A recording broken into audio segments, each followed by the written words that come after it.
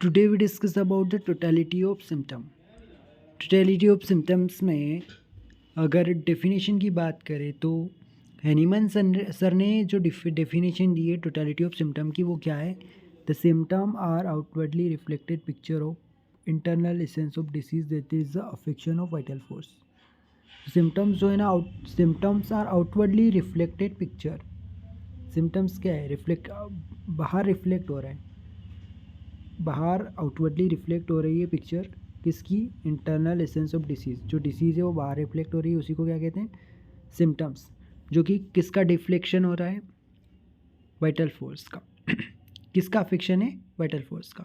That is the affection of vital force. तो symptoms are the outwardly reflected picture of internal essence of disease that is the affection of vital force. ये symptoms में भी definition लिख सकते हो और totality में भी लिख सकते हो। डॉक्टर वॉन बोनिंगहुसेन ने टोटलिटी के क्या बताया? It is not only the sum total of symptoms but it is one grand symptom. क्योंकि जो ग्रैंड सिम्टम है ना, ये किसने दिया? बोनिंगहुसेन ने। तो बोनिंगहुसेन ने टोटलिटी ऑफ सिम्टम को क्या बताया? Grand symptom. ठीक है। डॉक्टर रिचार्ड ह्यूज ने क्या बोला है टोटलिटी ऑफ सिम्टम के बारे में? किसी थेरापिटिस्ट के लिए एक डिसीज़ की तरह होता है। तो totality of symptom to the therapeutist the disease. Therapeutist के लिए ये डिसीज़ है। फिर गर्थ बोरिक ने क्या बोला है? बोरिक ने बोला है the more the totality of symptom the better will be the prescription. जितनी ज़्यादा टोटलिटी रहेगी उतना बेटर प्रिस्क्रिप्शन होगा। More the totality of the symptom the better will be the prescription. And B K Sarkar ने बोला है totality of symptom is simply the complex picture of disease person. तो यहाँ पे बीके सरकार ने क्या बोला है? Complex picture. क्या बोला है उन्होंने? Totality of simply the complex picture of disease person. Stuart Close ने क्या बोला है? स्टुअर्ट क्लोज ने बोला है totality means all the symptoms of the case which are capable of being logically combined into harmonious and consistent whole having coherency and individuality. तो all the symptom of the case which are capable of being logically combined, जितने भी case के symptoms हैं वो अगर उनको logically combine किया जाए एक हारमोनियस और consistent whole having a coherency and individuality. लेकिन उन सिम्टम में इंडिविजुअलिटी होनी चाहिए और कोहेरेंसी होनी चाहिए। तो ये थोड़ा कॉम्प्लिकेटेड डेफिनेशन है, स्टार्ट क्लोज ने बोली है।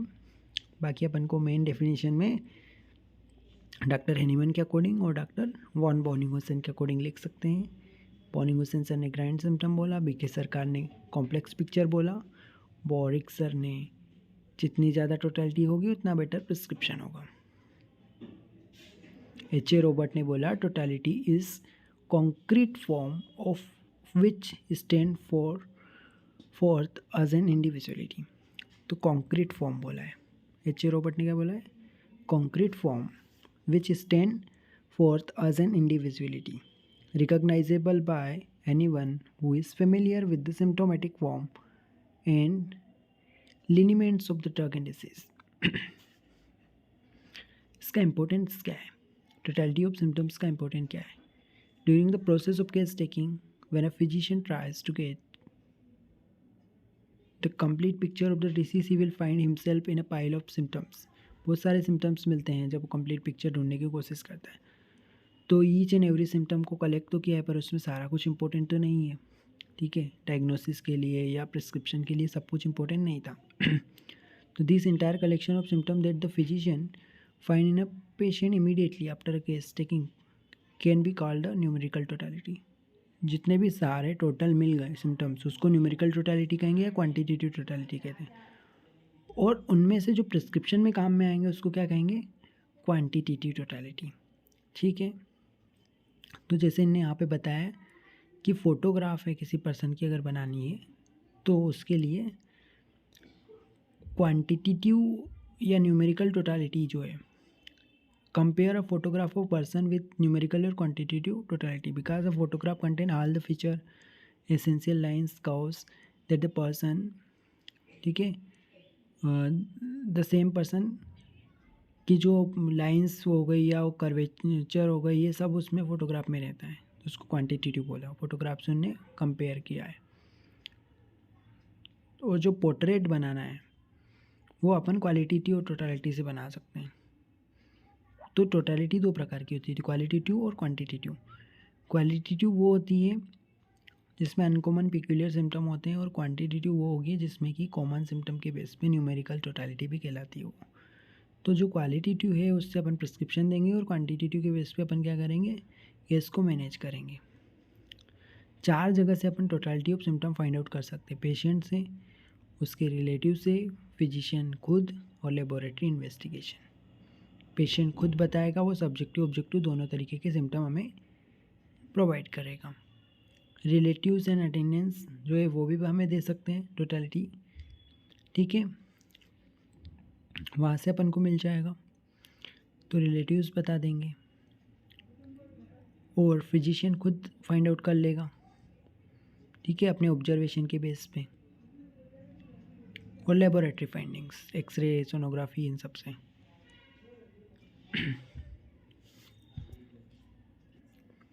प्रैक्टिकल यूज़ क्या है टोटलिटी ऑफ सिम्टम का? तो डायग्नोसिस में डिसीज़ का नोसोलॉजिकल नेम बता सकते हो, कि डिसीज़ का नाम बता सकते हो टोटलिटी ऑफ सिम्टम से। ये कौन सी टोटलिटी से बनेगा? Quantitative totality.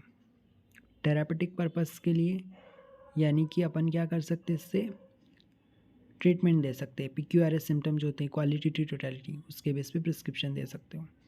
मियाज्मम डायग्नोसिस करने के लिए पोटेंसी सिलेक्शन और प्रोग्नोसिस कर सकते हैं। प्रोग्नोसिस बता सकते हैं कि जो भी सिम्टम्स उनके बेस पे बता सकते हैं कि डिसीज़ आगे क्योरेबल है, इनक्योरेबल है, और उसका क्या प्रोग्रेस होगा। वो जनरल मैनेजमेंट कर सकते हैं, कोई भी डिसीज़ में क्या मैनेजमेंट करना है वो डिसीज़ टू डिसीज़ वेरी करेगा, उसको हम फाइंड आउट कर सकते हैं उसके सिम्टम्स के बेस पे।